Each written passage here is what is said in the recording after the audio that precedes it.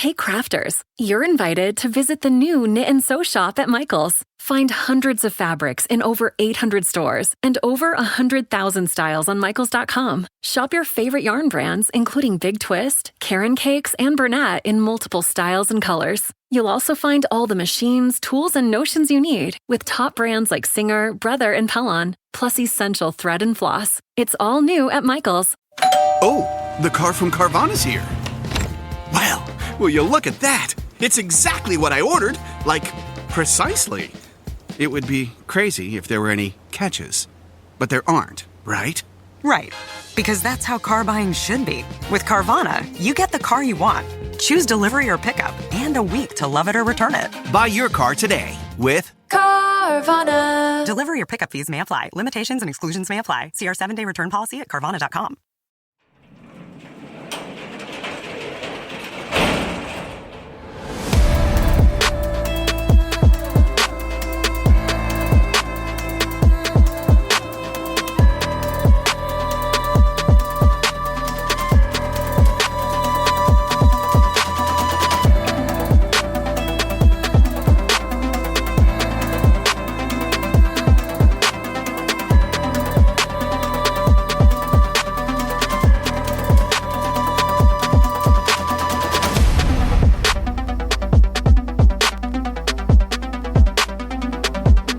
Welcome to True Crime Garage. Wherever you are, whatever you are doing, thanks for listening. I'm your host, Nick, and with me, as always, is the philosopher, the heartbreaker, the king of Sting, the Count of Monte Fisto. Here is the captain. If he dies, he dies. It's good to be seen and good to see you. Thanks for listening.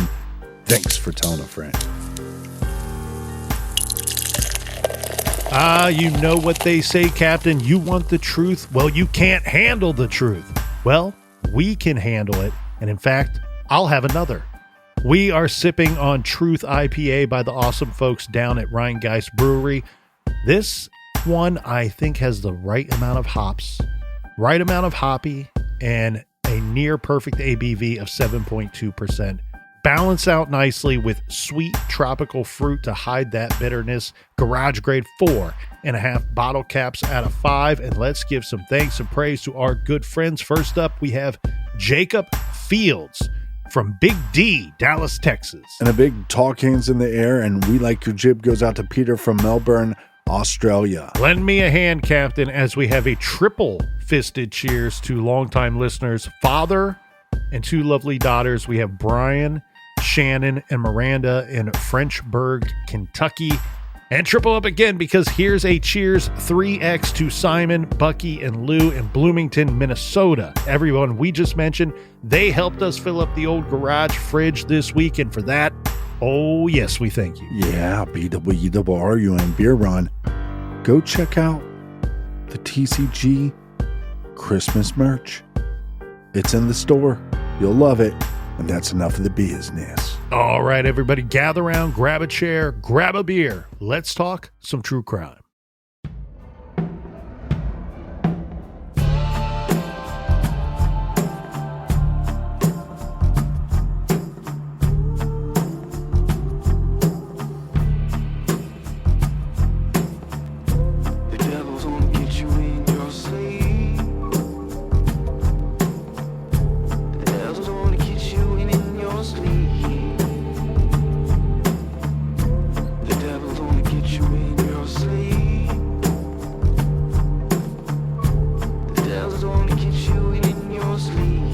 We have gone in depth through 3 crime scenes, each one of them horrific, each one of them terrifying, 2 of them resulting in double homicide. We have 6 victims with 4 of them dead. It's 1946 and we are in Texarkana. And the Phantom, or the Phantom Killer as he would later be known, the work of the Phantom was starting to take form, and it was clear. Young couples, isolated roads, weekends, a pistol, and merciless violence. But now we get to the scene of the 4th attack. So this attack is very different. And I say that for 2 reasons. One, the victims here are older than the 20-year-olds and teenagers previously attacked. Not much older, but a little bit. And the major difference here, the attack this time, I call this one the farmhouse horror. And as my title suggests, this attack takes place at a house. So not a young couple parked in a car in a lover's lane. We're going to go to May 3rd, 1946, when the Phantom struck again, this time at a farmhouse. We have Virgil Starks was shot twice through his window while sitting in his living room. His wife, Katie, ran to call for help, but she was shot twice herself. Let me set this up. She's in the other room, and she says that she heard a noise that she found to be strange. It was like either her husband, who's sitting in the other room, she's in a bedroom, he's in the living room. She thinks that maybe he dropped something. She thinks she hears breaking glass. She's not sure what the noise is, but it startles her to enter the room where her husband is. And she said that her husband, Virgil Starks, he started to stand up and then he slumped back down and fell down. She goes to their phone, the phone in their house, to call for help. At the same time, gunshots come from the direction of the window that is near where Virgil was sitting. This poor woman, Captain, is shot twice. So she decides she's got to get the hell out of there. Bleeding, terrified, she flees barefoot into the night, racing off to the neighbor's house. Now, keep in mind, this is a legit farmhouse, meaning they own acres and acres and acres of land. I think it's something like 300 acres. She has to run a great distance to get to the neighbor's house. But once she makes it there, thankfully, she's able to call for help. So unlike the Lover's Lane attacks that we've talked about, this crime shattered the illusion that safety could be found at home, that you were safe from the Phantom if you were inside your house at night. The Phantom was no longer confined to the shadows of parked cars where he could strike anywhere. Well, like you said, they had a lot of land, so you're shot, but now you have to run, and you're not just running next door, you're running quite a bit a ways to get help. I think she got lucky with one of the shots that went through her cheek, and I believe the other one struck her in the face as well. So these that's may something have been, nobody has ever said before. Oh, well, I think she got lucky by the one shot hitting her cheek. Yeah, it sounds funny to say, but you're also about 2 to 3 inches, depending on the size of your head, from the brain. And you ain't running to the neighbors and get shot in the brain. I'm not a doctor, but I can surmise that you won't be making it very far if that happens. So she rushes off to get help, not just for herself, but for her husband. Unfortunately, Virgil Starks, he dies at the scene. And there's a little more to this chase, from my understanding, than what we just went through. We really kind of simplified it there. But from my understanding here, Captain, none of it takes place outside of the house, right? She is shot at, she's shot, and then she hears someone trying to bust into their back door. They had like a screened-in porch, and whoever this was, they went around to the back and tried to bust in through the back door to get to Mrs. Starks.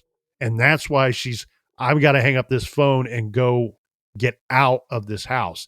And really, truly, the positioning of the home, where she was in the home, and then the attacker, killer, attempting to come in through the back of the house, probably gave her the distance from the killer that she needed to get out of there and successfully get to help.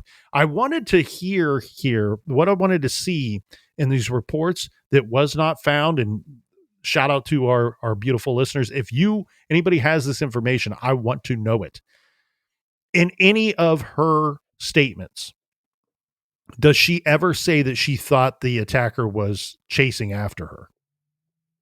Because I couldn't find any version of that states either way, that no, he didn't chase after her, or yes, she believed that she was being chased.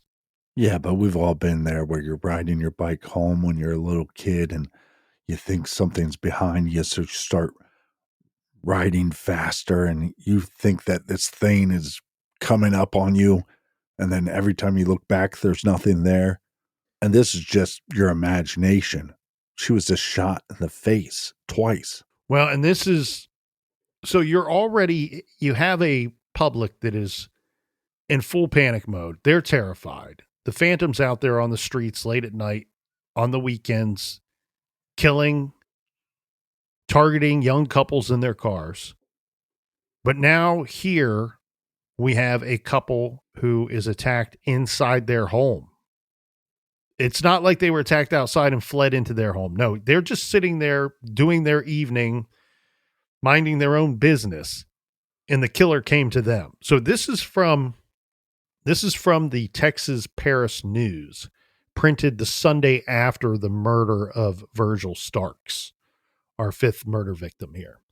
The paper had a couple of pictures of investigators at the scene at the Starks home. And they also had a rather haunting close-up picture of Virgil. He sort of has this blank, expressionless stare. The headline is "Fifth Killing Panics Texarkana Citizens" and reads, in short, "A phantom killer believed to be responsible for 5 murders here in 6 weeks continued to elude a concentrated manhunt by both Texas and Arkansas officials. A stunned, tense Texarkana was shocked by details of Friday night's cold-blooded killing of popular Virgil Starks, age 36, and the serious wounding of his attractive 30-year-old brunette wife in their farm home near Homan, Arkansas." This is interesting, and this is a part that I don't think gets examined enough by us all these decades later, right? This case is always referred to as the Phantom Killer, who is the unknown killer, or where it took place, the Texarkana Moonlight Murders. Now, none of these attacks or murders took place on a night with a full moon. However, they all took place on a weekend. Right. Which I find to be incredibly interesting.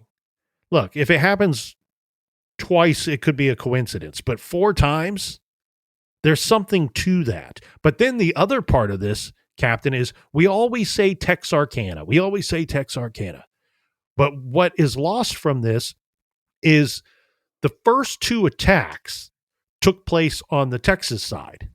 The third attack, I think, is kind of difficult to say because we have a body here, we have a body there, and we have a car in a whole different place. Right.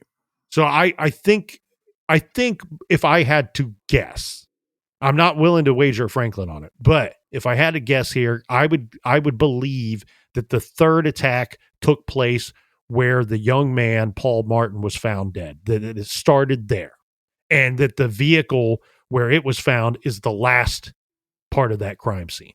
That would be my guess.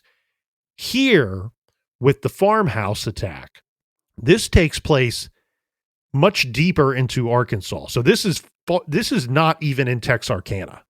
This is about, as said, it's near Homan, Arkansas. So we have a whole different county investigating this. So with the first 3 attacks, you have different jurisdictions, because you have this weird city, and I mean that in a good way, Texarkana, where you have half of it in one state and half of it in the other state. So naturally, you're going to have 2 different investigating agencies there. You have the Texas Rangers who get involved in this investigation. Ultimately, the FBI will get involved as well. But then in this case, you have, I believe it's Wright County. I would have to look up what county it was, but it's a completely different county. And this one is out in the middle of nowhere.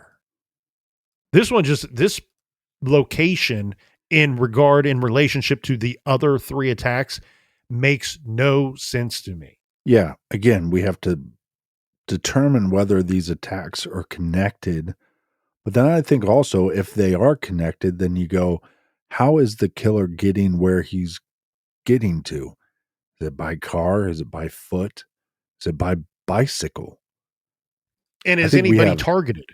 right. And I think you could say if this guy is a popular guy, again, see the point I was trying to make, and you didn't rudely cut me off, but you did cut me off. But could you imagine you got some sicko out there, and it's not just, okay, it's a sexually motivated crime, so I'm going to go to Lover's Lane, but it's also like the jealousy of the man, because I'm out here and whatever I'm going to do, I'm going to have to do by force. This guy got this girl to come out all on her own willingly. She wants to be out here with him. So the jealousy towards the guys, the hatred towards the guys, because they're doing and they're at where this killer wants to be.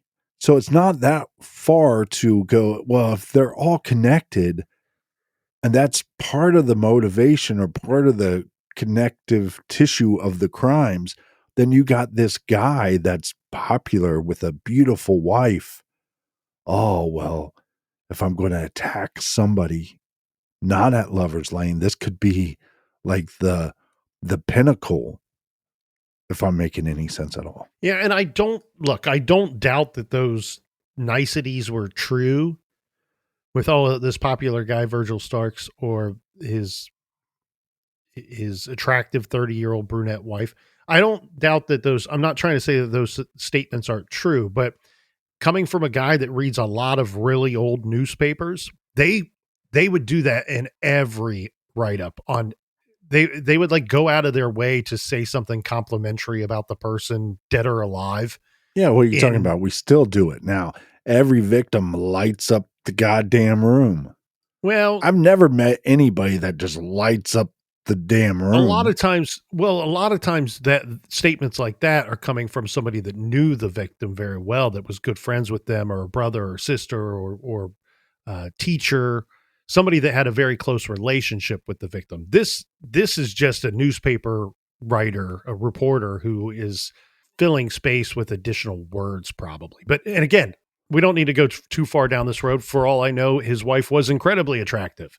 And Virgil was incredibly popular. I'm just pointing out that if you read the entirety of that day's newspaper that I pulled that little article from, I guarantee you'd hear a lot of successful such and such, attractive so and so, and they all read like that, especially the 40s and 50s. I had mentioned Wright County earlier. I was completely wrong on that one, Captain. I want to clear that up before we go any further. Miller County was what my mind couldn't remember. It wouldn't be a true crime garage episode if we weren't wrong about something. That's right. So you have multiple jurisdictions involved. And if you look at where these attacks are taking place on a map, again, I find it very interesting that a couple take place in the Texas side, and then you have this one kind of deep. It's not deep into Arkansas, but when you consider it in relation to the other attacks that we've gone through, I think deep is a fair description. Now here, though, Captain, we have a couple of different things to work with.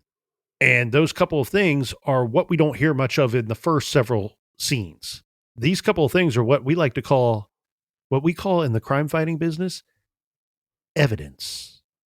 So we have some evidence here. We have 3 clues from the Starks murder scene.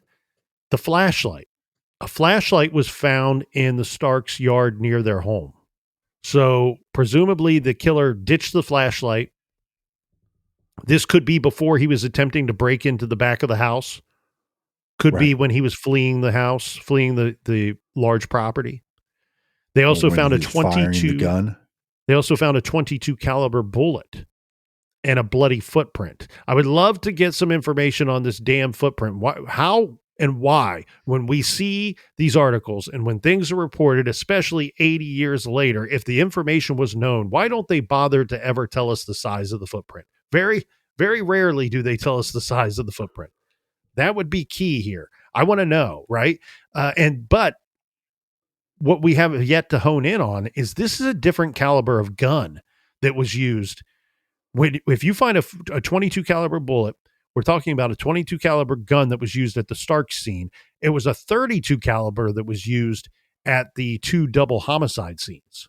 Right. There was talk at the time that this part might not be related to the other parts.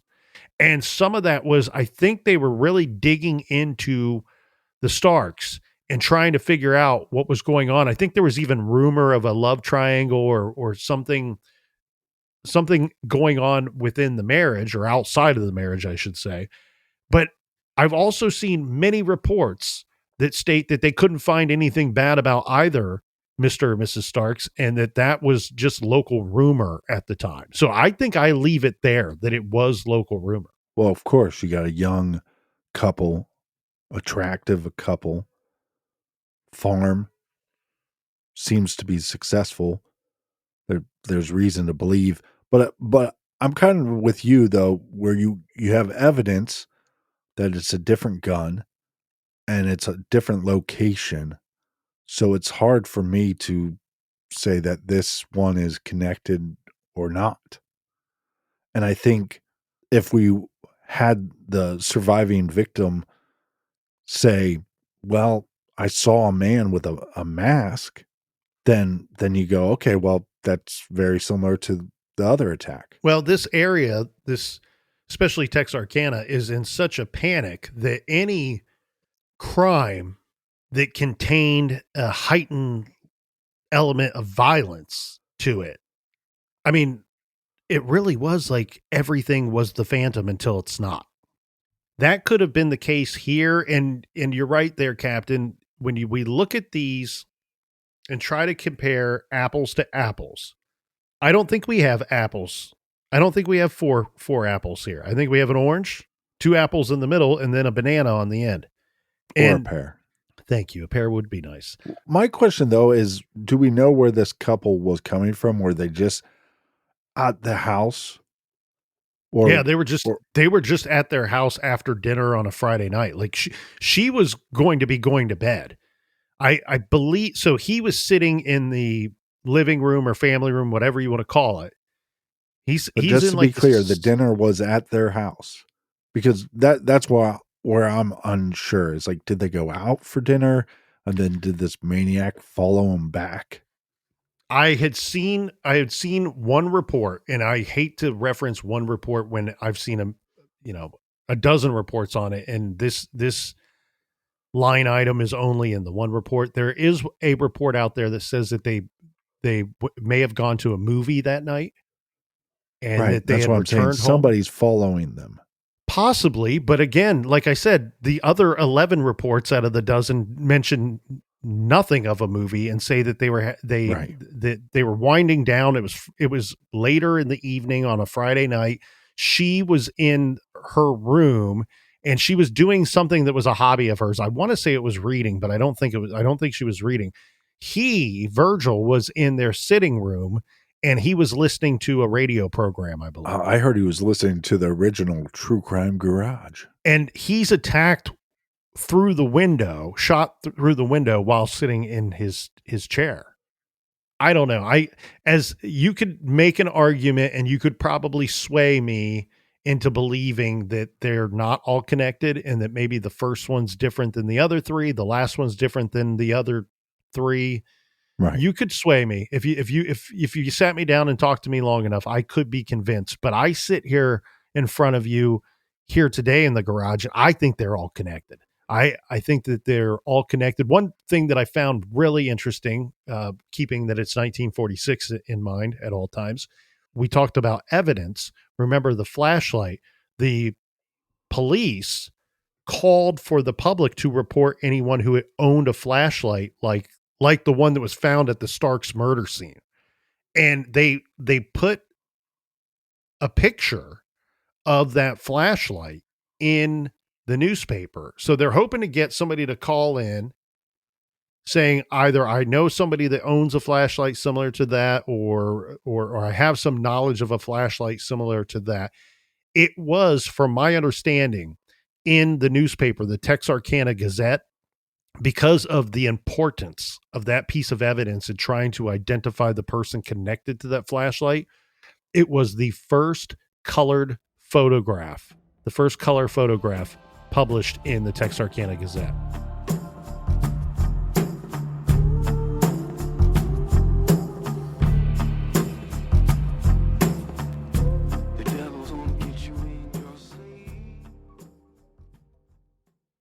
Most holiday gifts end up in a drawer. Not this one. Mint Mobile is offering unlimited premium wireless for $15 a month. That's their best deal of the year, aka the only holiday gift you'll actually use every day. I love Mint Mobile. Why? It's simple.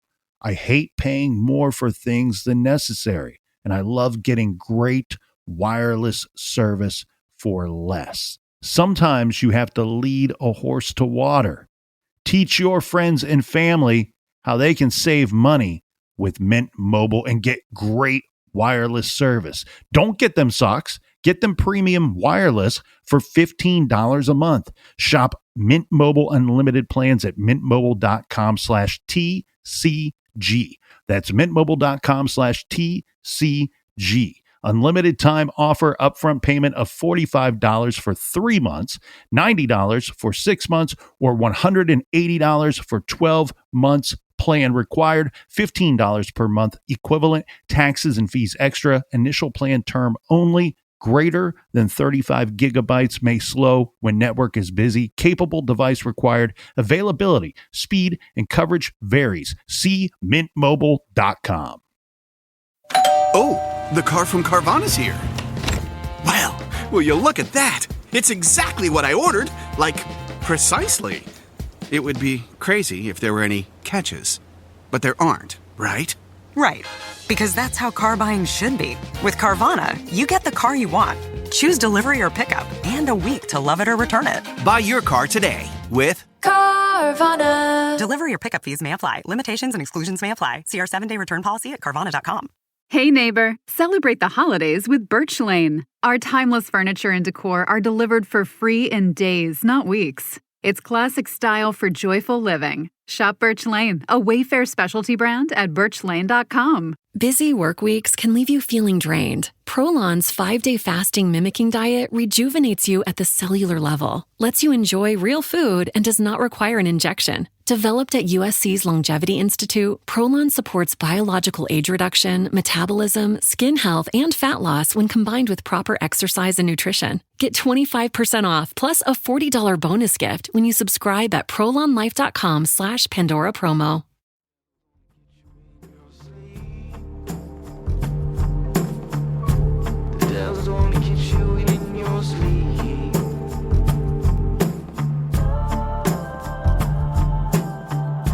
All right, we are back, you silly little monkeys.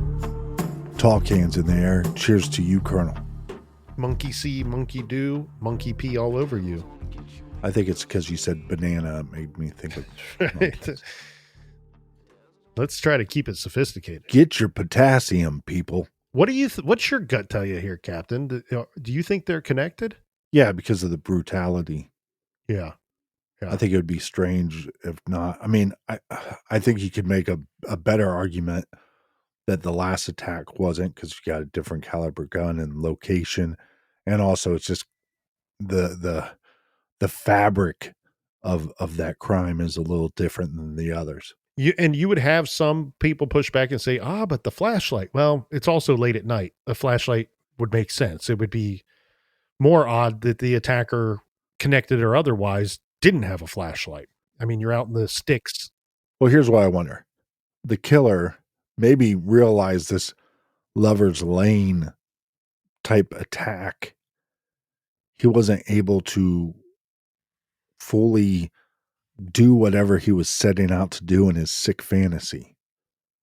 So instead of trying to attack somebody that's by their vehicle out in the open, let me try to attack a couple.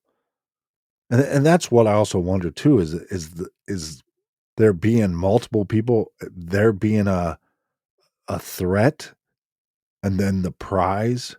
I'm trying to think like the sicko, right? The threat is the man, the prize is the woman. Is that part of this whole killer's DNA? I mean, it's absurd to me.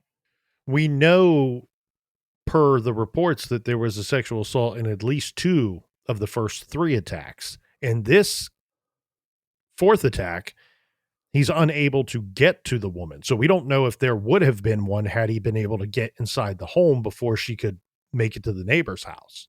I think that is probably a big part of it.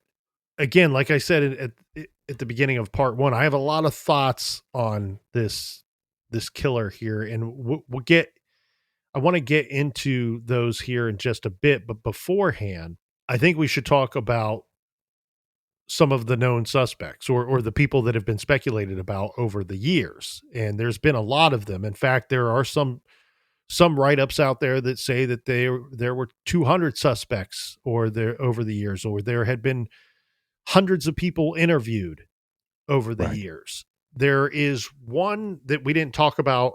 Well, there's several that have been named in the news and online that we didn't talk about in our first episode. The first one is a unnamed suspect. Like, if you go to most websites, this suspect is listed but not named.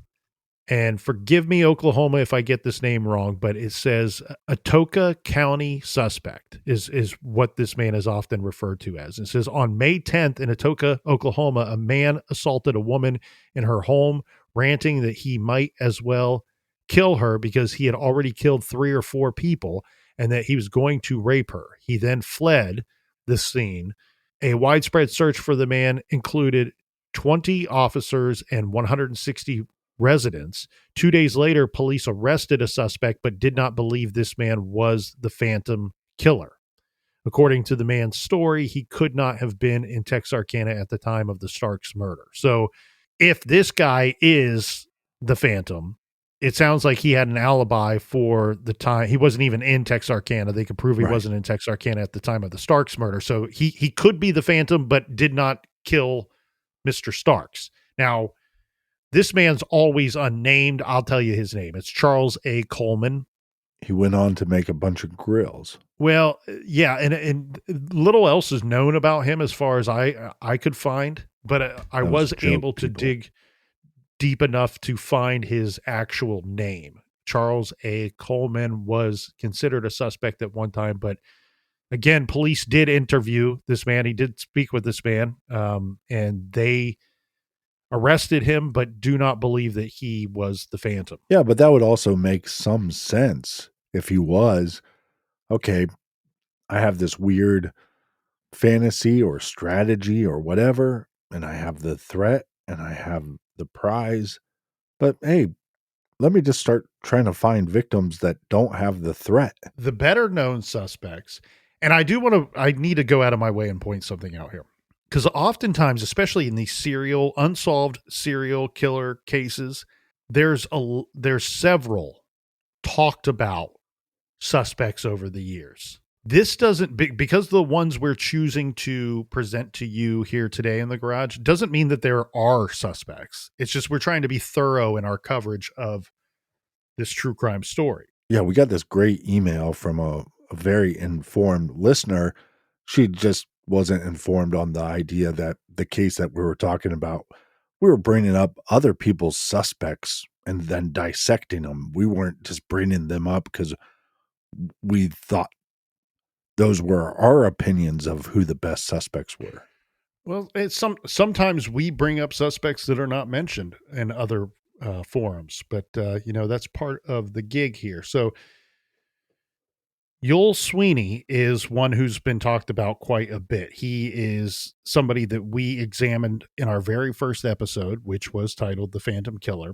Yul Sweeney was a 29-year-old career criminal.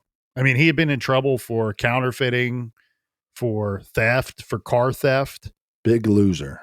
He was arrested in the summer, so in July, after the killings stopped, and we'll circle back to the killings stopping. So keep in mind, like, you have about a 10-week time period with these 4 different attacks that result in 5 people being killed. And in each attack, the masked gunman is attacking a couple.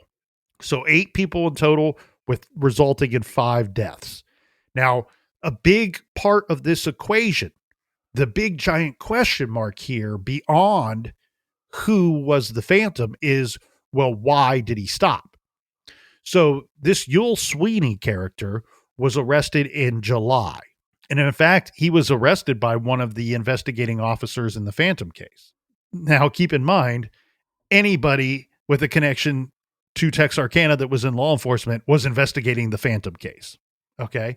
Anyway, he's arrested for car theft, and the arresting officer said that Sweeney made some incriminating statement of, well, I'll be going to prison for life this time, making him think that he was the Phantom killer. Right, because it would be a very harsh sentence for stealing a car. Yes and no. Remind me to get back to that. So the first part of this that makes it feel like he might be the guy, a guy that steals cars would have an advantage, right?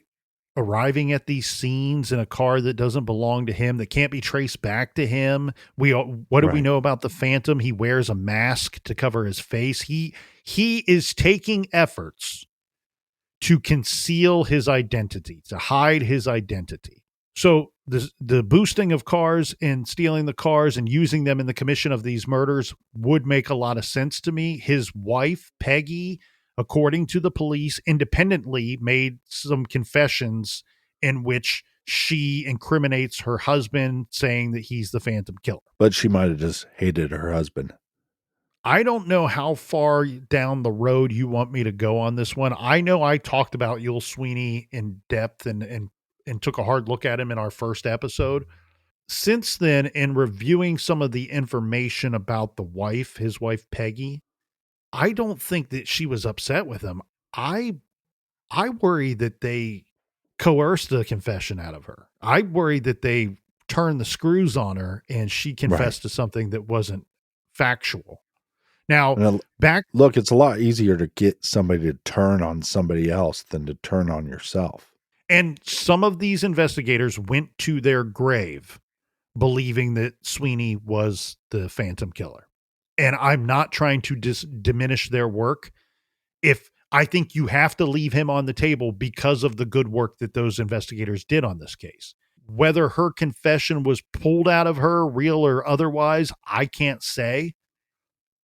It feels like they were turning the screws on her to get her to confess to something that might not be the truth. In regard to Sweeney saying something to the effect of, well, I'm going to prison for life this time. Keep in mind, he's a career criminal. He was a habitual offender. They do have the habitual offender sentencing. He did. So he pleads guilty. He has a plea bargain that he works out. But the plea bargain is for life in prison. A lot of people will point to that and say, well, he did that to avoid the death penalty for the murders. And so justice was never carried out here. Right. So he actually agreed to a no contest plea to a habitual offender charge. This did land him in prison with a life sentence. He always said he never was the Phantom. He said he never killed anybody. And in fact, he didn't serve the rest of his days in prison. I believe he got out sometime in the 90s, in the early 90s.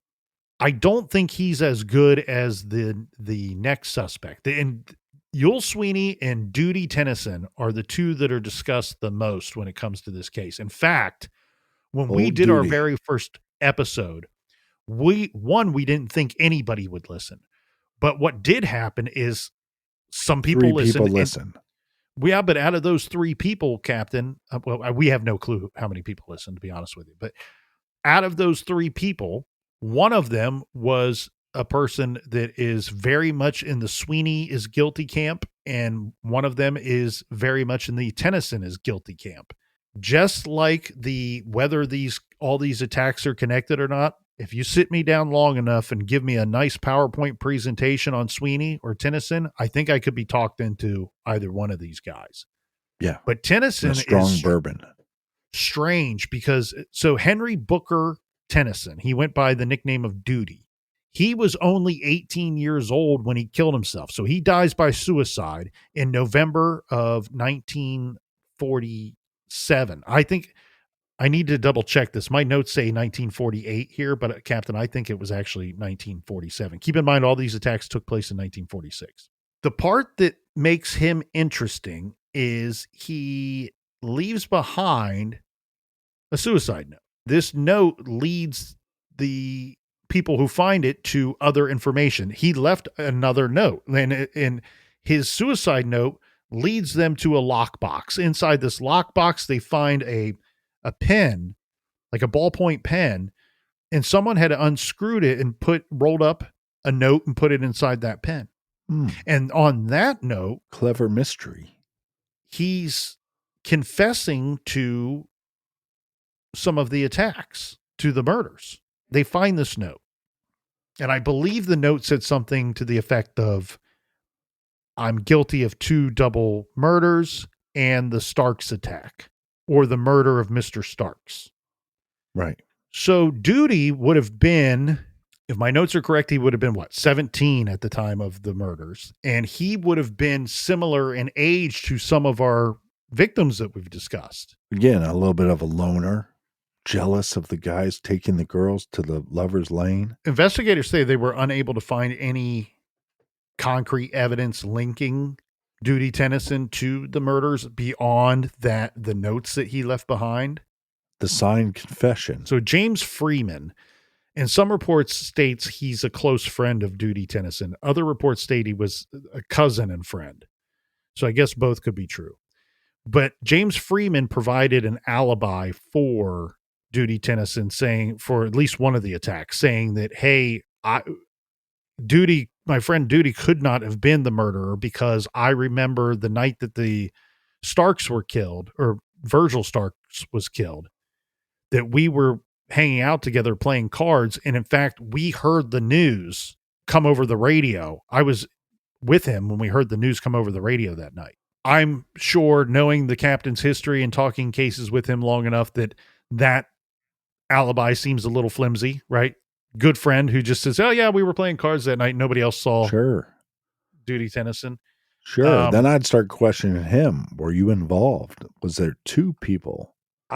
His family, Henry Booker Tennyson's family, were concerned, and rightfully so, saying, we're worried that our son, our loved one, was extremely mentally ill at the time of his suicide. They have no answer for why he would confess to something that they strongly believe that he did not do.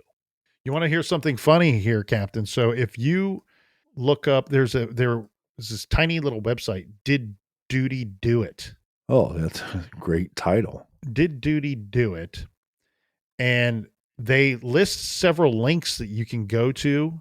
I think it's to bolster their argument that he did. I don't know if they're trying to say he did it or didn't do it. There's several links here where there's a video presentation by John Tennyson, MD. Oh yeah, I've seen that. Yeah, this site is run by John Tennyson, MD. It has not been updated in a long time, but it has a link to our 2015 podcast, which discusses Duty Tennyson. Now, if you click on the link, obviously it's a broken link because it's so old. The link is very old. I think if I had to go off of memory, in that first episode, I seem to be leaning towards Sweeney. You were leaning towards Duty. He's a very interesting one to ponder because I've seen some reports. So he worked at I believe he worked at the Paramount movie theater in downtown Texarkana. And some people have suggested that what separates Duty Tennyson from some of the other named suspects is that he knew several of the victims. Yeah, because he would know a lot of the people coming to see movies. And then again, well, and he went to high school with some of them as well. Yeah, but here's the thing about the 4th attack. Is it possible that he writes this note, he folds it up, puts it in his pen, maybe he forgets about it. He's going through some kind of mental break, and then obviously you're attacking individuals. So that's going to cause more mental shit going on in your head.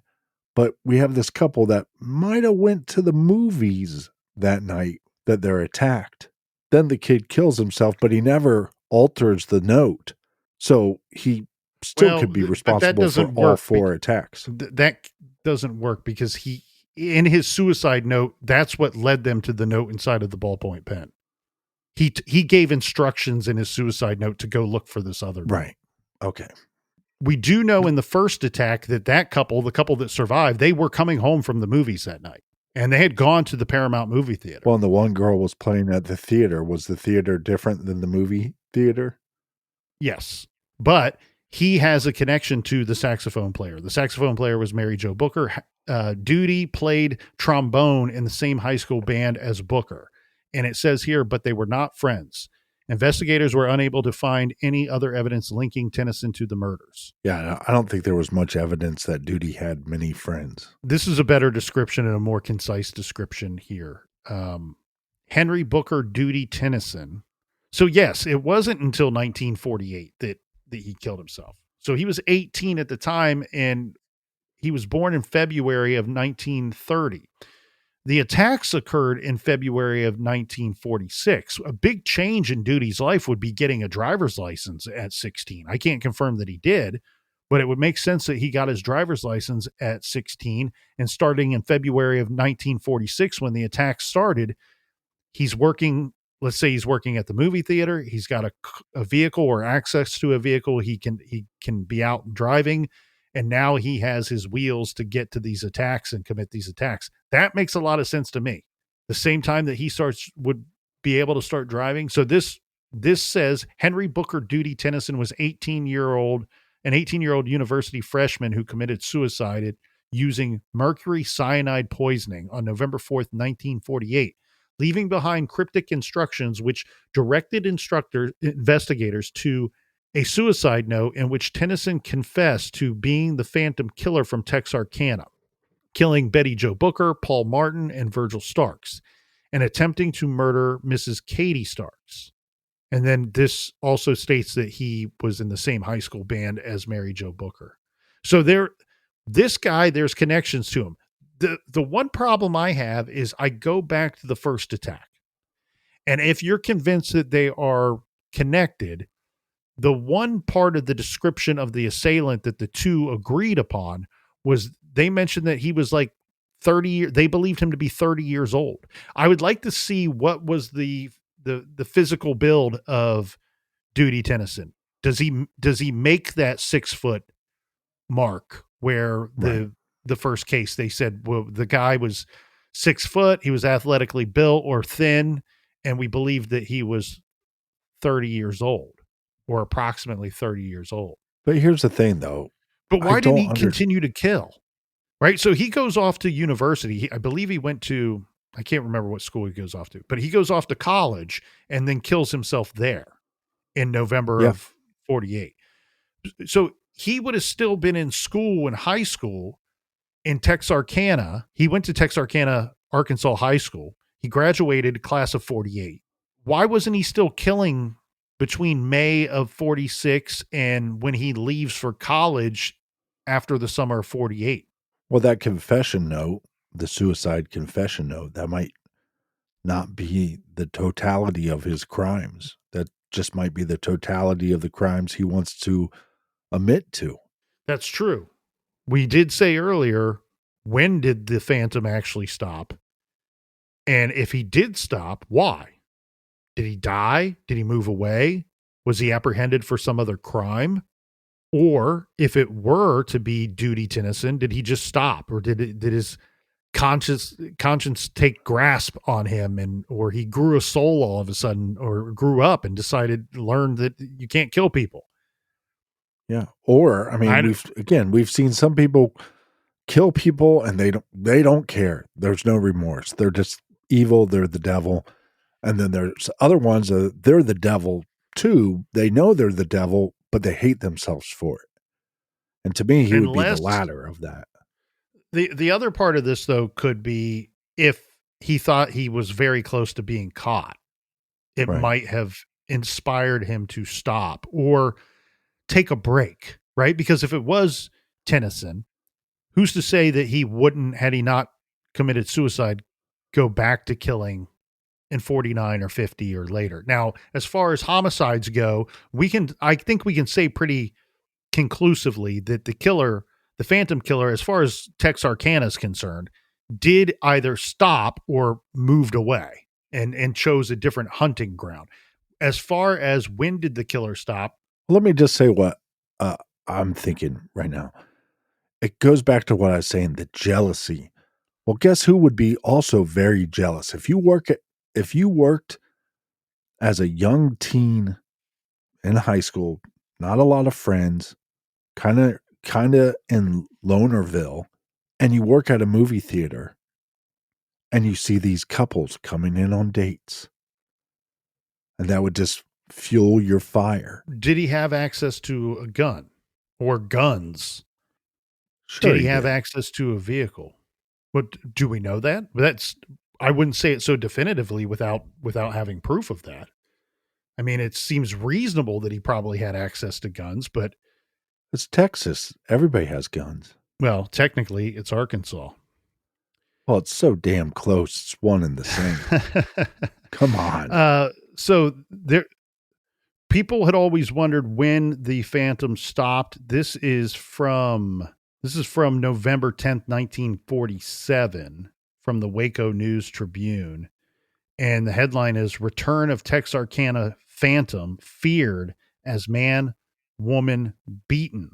Officer also shot as violence flares in city." Okay, so we need to point out here, the officer shot is not related to the man and the woman who were beaten. But listen to this report here. A 42-year-old Texarkana Lumber Company employee was near death, and his attractive 31-year-old woman companion was in serious condition Sunday night. That's interesting. It happened on a weekend. After they had been attacked by a masked man wielding a ball-peen hammer. And authorities fear the Phantom Killer, who left 5 victims during a 3-month killing spree last year, had resumed his work. The masked man assaulted Meek Wilborn and Mrs. Grace Evans early Sunday morning. When the attack ended after the 2 victims had been struck time and time again, Wilborn was in critical condition with brain injuries, and Mrs. Evans was suffering from a skull fracture. Mrs. Evans told police the man was an African-American male, attempted to rape her after beating Wilborn into unconsciousness. Her description of the assailant, Texarkana police said, was strikingly similar to that of the Phantom Killer hunted since February of 1946, when he took the life of his first victim. So there's a problem with their write-up right there. He didn't take his first victim in February of 46.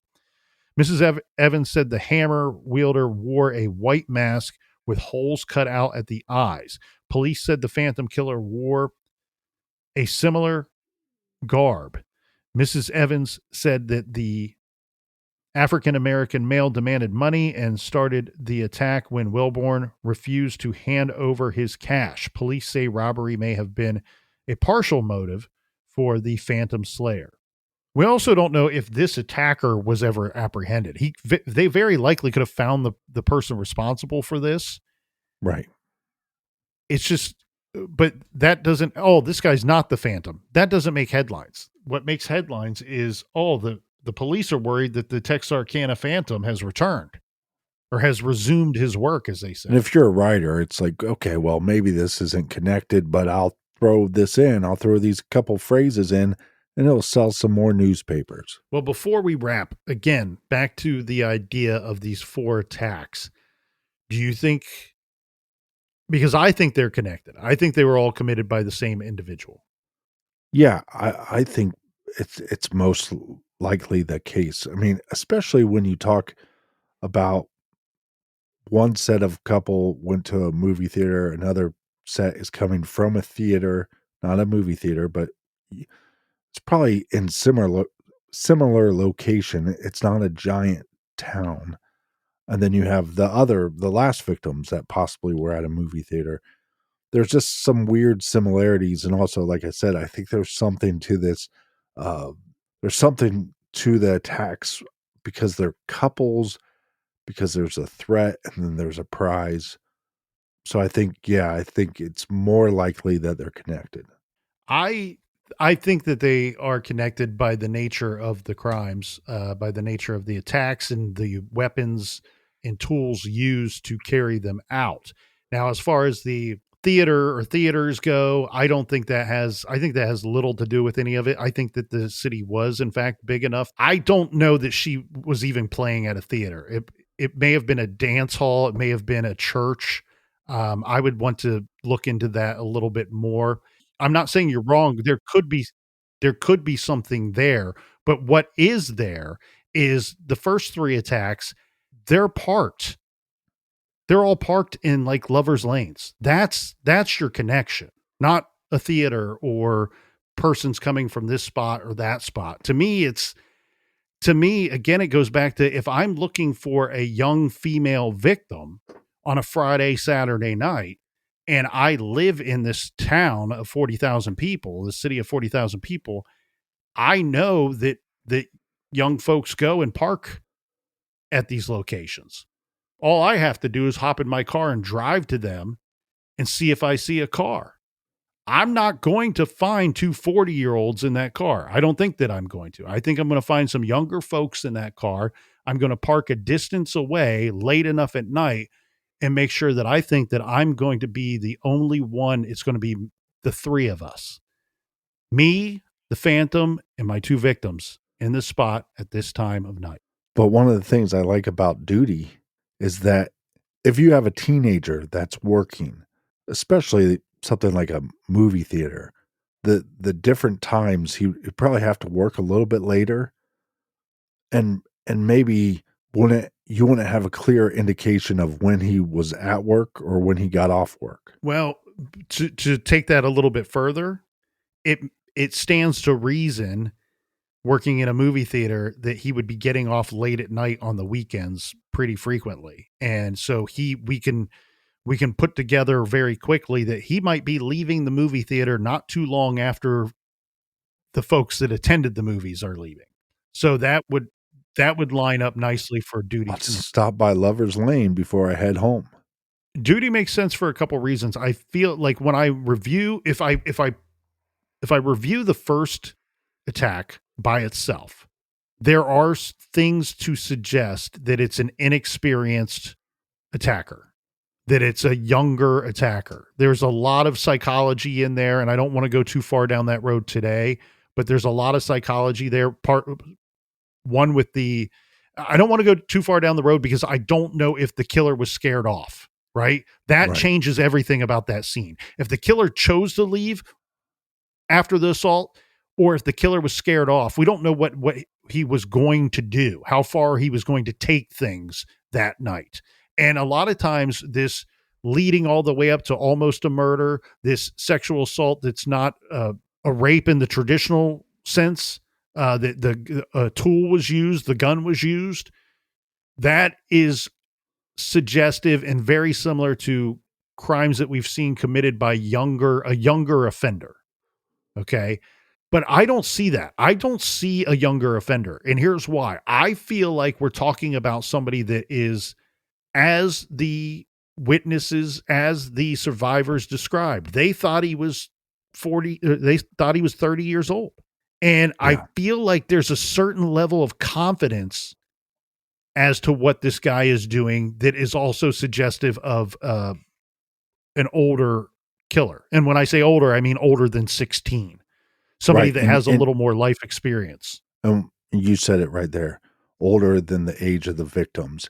And so you might not know how old the guy is, but especially during that time, 30 would have been, oh, that's an old man.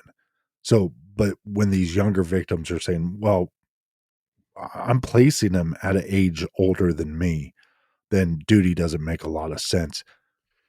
But to close us out, do you have a small list of other suspects that we don't have to dive into, but just some that have popped up since we covered it last.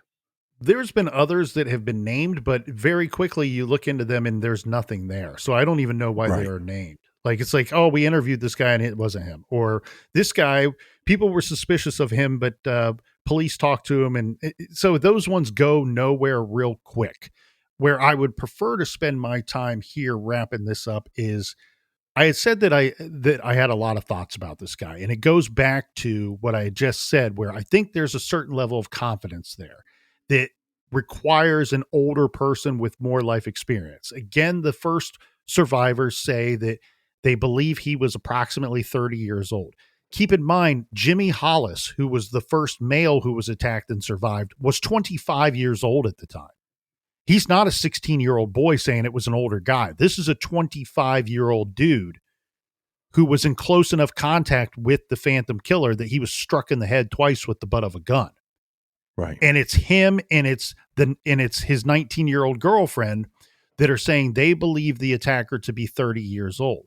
And now what I often do with these is, again, I think that these attacks are connected, and I think that there is a evolution to these attacks. The first three happening in parked cars, that's no mistake. That's where the attacker went to go look for victims. Okay. The fourth one being in a farmhouse, I don't think it had anything to do with Mr. or Mrs. Starks. I think it had everything to do with what was going on in Texarkana at the time. There's a killer on the street who's killing teenagers parked in cars. Guess what? We have this thing now. We put in a curfew. So there's not many people parked in their cars on the streets anymore. You have to be inside because the Phantom Killer gave us a curfew. Right. And then, so he needs to get off the streets. And then number two, another thing that was happening is everybody was turning into a vigilante at the time. Everybody wanted to catch or kill the Phantom Killer. So you had people that were sitting in parked cars armed with guns waiting for the killer to approach them so they could apprehend him or kill him. That was something that was regularly happening in those weeks.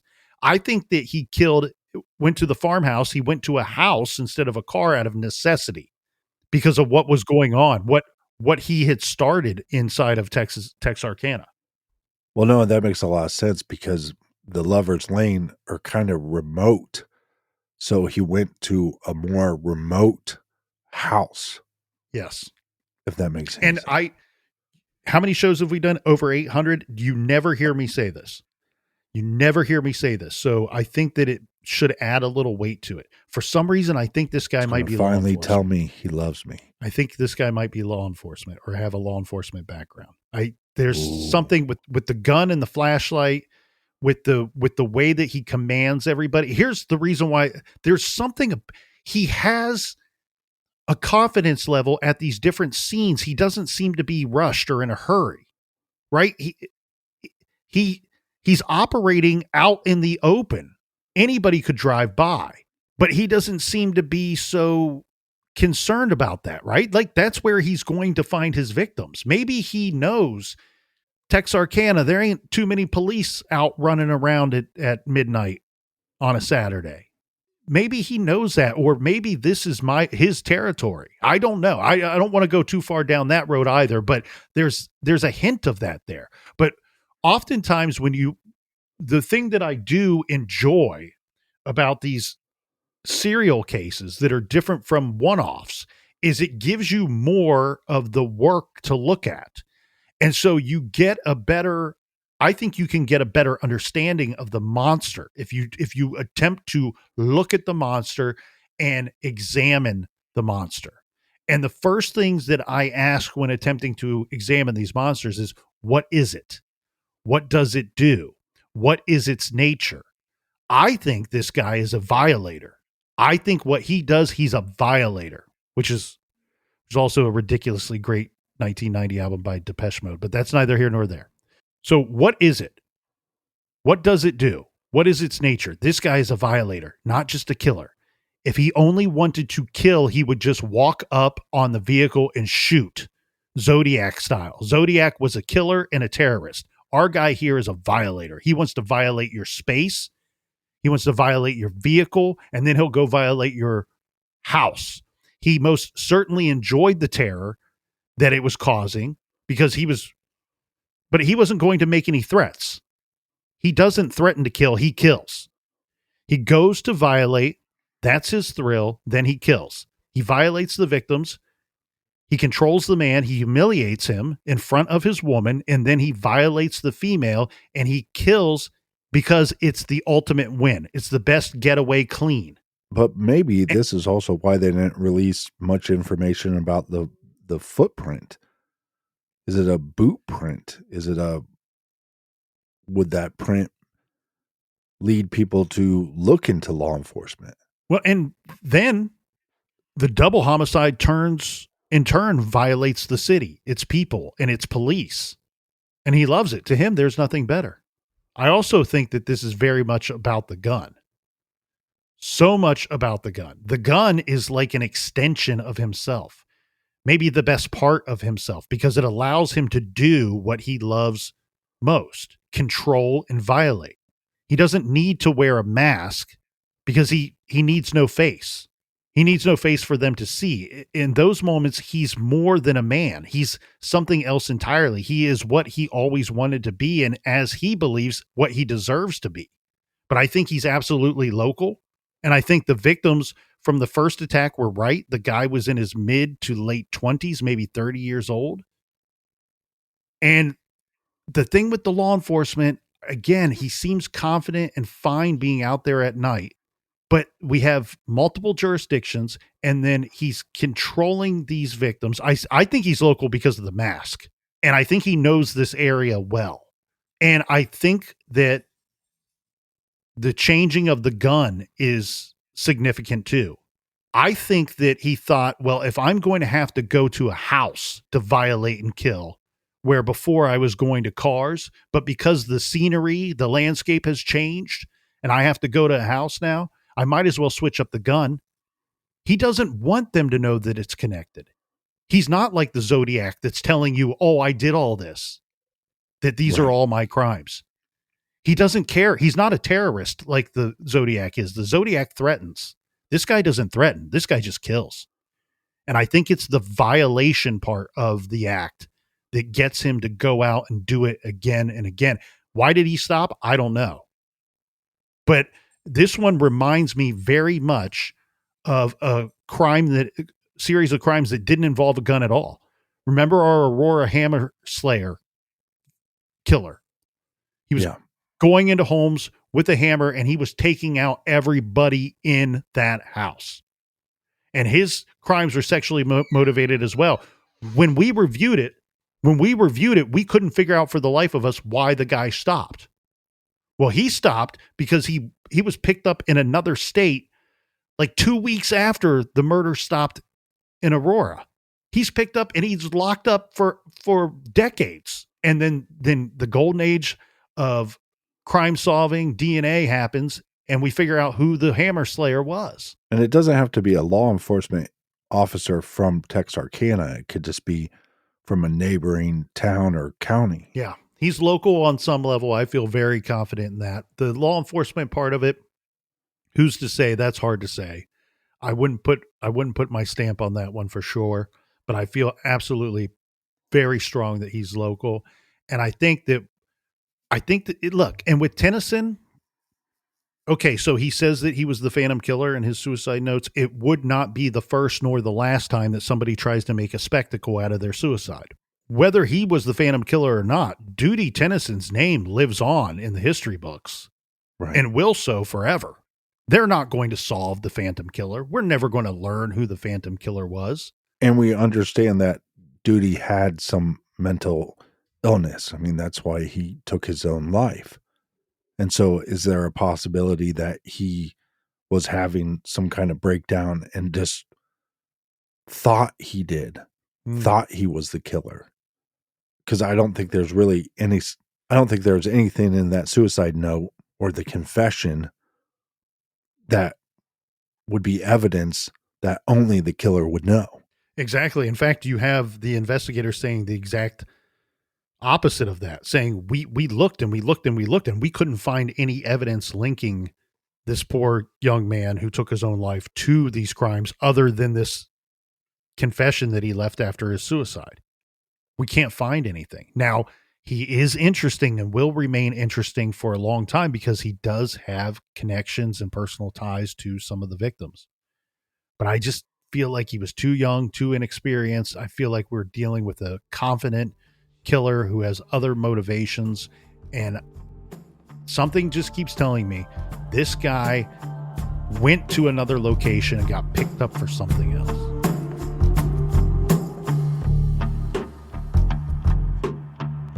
The devil's only get you in your sleep. The devil's only get you in your sleep. You could be anywhere, but you're here with us, and we thank you so much. Thank you for joining us here in the garage each and every week. Colonel, do we have any recommended reading for the beautiful listeners? I am very, very happy to be recommending this one this week. This is one of the best true crime books in existence. That's right, I said it. It's called A Need to Kill by the great Mark Pettit. And as far as I know, I believe this is Mark Pettit's only true crime book.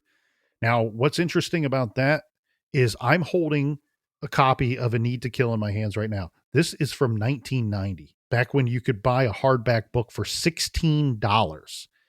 The book is so good and tells the story so well that it has gone into print like 6 times, 6 different times. Sold a bunch of copies in the early 90s, I think like 80,000 copies. And so it's gone to print 6 times. Here's the description. 2 young boys were kidnapped and brutally murdered for no apparent reason. The manhunt that followed lasted 116 days. The lawmen finally caught their man. He was no more than a child himself, a young man obsessed with death, unable to distinguish between pain and pleasure. Mark Pettit is the only reporter to talk with the killer. His name was John Juper, and he was executed not too long after the crimes were committed. This is a case that goes into the state of Nebraska with 2 murders in 1983, and it has some ties to the Johnny Gosch investigation. Anybody that knows this case or has read A Need to Kill will know that it has a lot of ties to the Johnny Gosch, still missing, newspaper boy. One of these victims, unfortunately, was out delivering newspapers when he was abducted by John Juper. Again, that book is A Need to Kill by Mark Pettit. You don't need to write that title down now. No, because you can go to truecrimegarage.com, click on the recommended page, and you can see all of our recommendations there. And while you're at truecrimegarage.com, treat yourself to some dope-ass merchandise. Until next week. Be good, be kind, and don't live.